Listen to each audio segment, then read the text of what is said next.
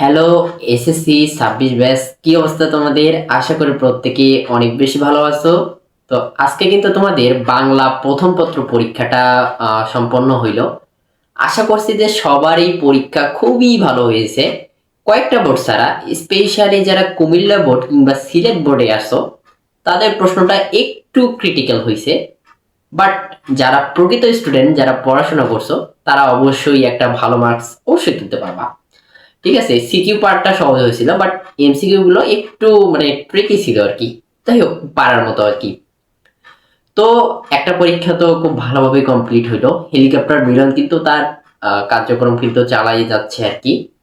তো অনেকেই প্রশ্ন করো ইনবক্সে যে ভাই, আরো তো পরীক্ষা বাকি আছে, সেগুলোতে কি একটা বিষয়, সেটা হচ্ছে সাইলেন্ট এক্সপেল বা নীরব বহিষ্কার, যেটা ওইটা হওয়ার সম্ভাবনা কতটুকু, বা আসলে হওয়ার চান্স আছে কিনা।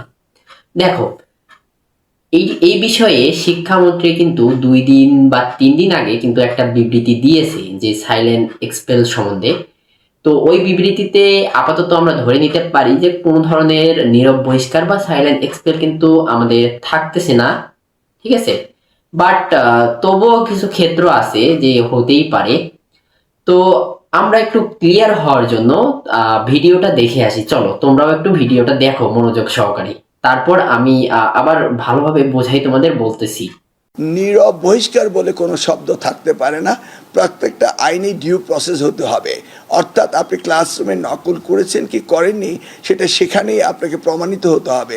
নীরবে কেউ বাড়িতে বসে কাউকে বহিষ্কার করতে পারে না, এটা আইনগত প্রযোজ্য নয়। এটা পুরনো কপি, ওই পুরনো কপি না দেখেই ছেড়ে দিয়েছে তারা। Okay, it should be corrected immediately. এমন কোনো আইন হতে পারে না যেটা ডিউ প্রসেস না। ধন্যবাদ। আশা করছি তোমরা সবাই ভিডিওটা পুরোপুরি দেখলা। তো ভিডিওটা দেখার পর আমাদের কাছে যে একটা বিষয় পরিষ্কার হয়ে গেল, আমরা যারা যেটা অনলাইনে বা সোশ্যাল মিডিয়াতে বিভিন্ন গুজব আকারে যেগুলো নেম প্লেট বা বিভিন্ন ধরনের ফলকগুলো দেখতে পারি, আসলে সেগুলো আসলে সবই মানে ভুয়া, মানে এমনি ভিত্তিহীন ভাবে সেগুলো ঘুরে বেড়ায়। ঠিক আছে, আর এটাই হচ্ছে অথেন্টিক নিউজ, যেটা হচ্ছে আমাদের 3 দিন আগে পাবলিশড হয়েছে। বাট কিন্তু অনেক গ্রুপে এখনো ওই সেই আগের নিউজটাকে নতুন ভাবে রিপ্রেজেন্ট করে আসলে বিভ্রান্তির মধ্যে বাচ্চা কাচ্চাদের ফেলানো হচ্ছে আর কি। তো যাই হোক, তোমরা কোনো ধরনের বিভ্রান্তি পড়বা না, সকল কিছু এড়িয়ে চলবা।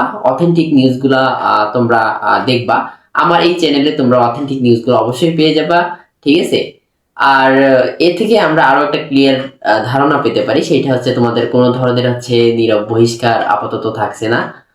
তোমাদের মেন্টাল যেই প্রেশারটা ছিল, ওটা আশা করি যে কেটে উঠবে। আর তোমরা হচ্ছে রেগুলার বেসিসে পড়াশোনা করো। এক্সাম টাইমগুলোতে কোনো ধরনের গ্যাপ না দিয়ে তোমরা হচ্ছে ভালোভাবে রুটিন মেনটেন করে পড়াশোনা করতে পারো।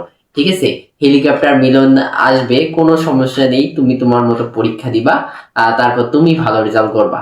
ঠিক আছে, হেলিকপ্টার মিলনকে দেখাই দিতে হবে যে তুমি আসলে প্রকৃত স্টুডেন্ট এবং তুমি আসলে নকল থেকে মুক্ত একজন স্টুডেন্ট।